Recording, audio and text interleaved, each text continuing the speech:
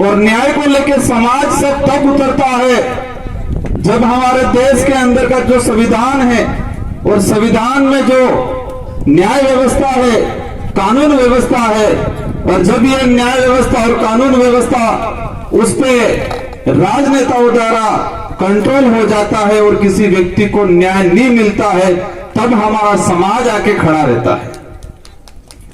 तो आज इस जगह पे, इस इलाके में कैलाश भाई की मृत्यु हुई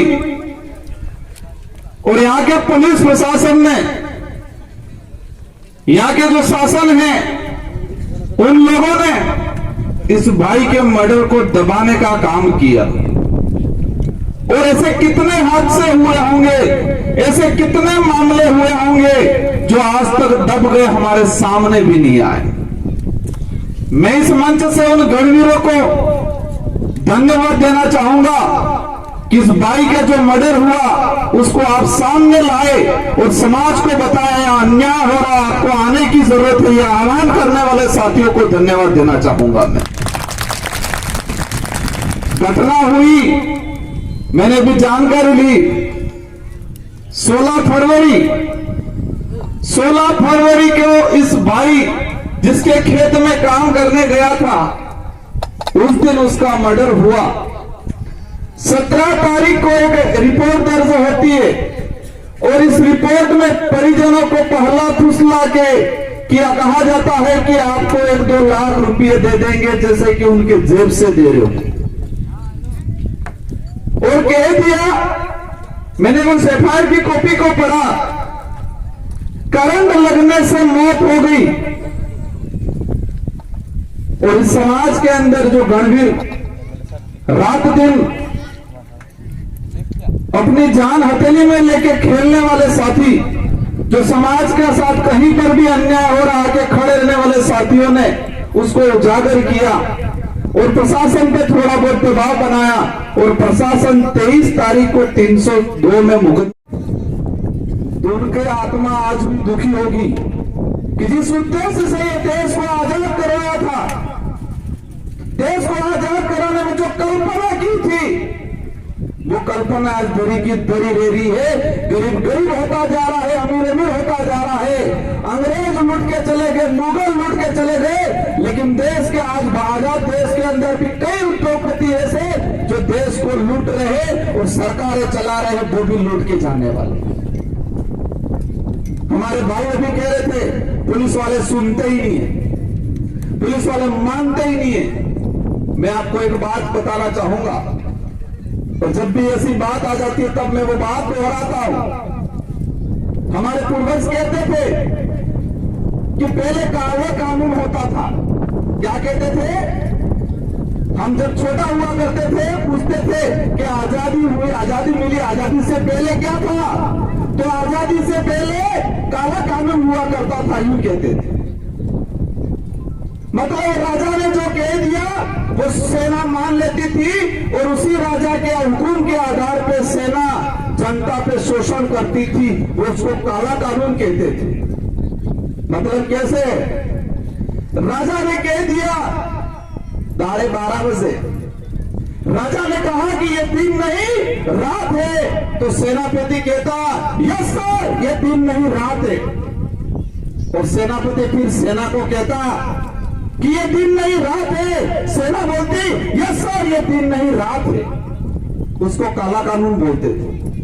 लेकिन आज भारत आजाद देश के अंदर भी यही स्थिति बैठी हुई है।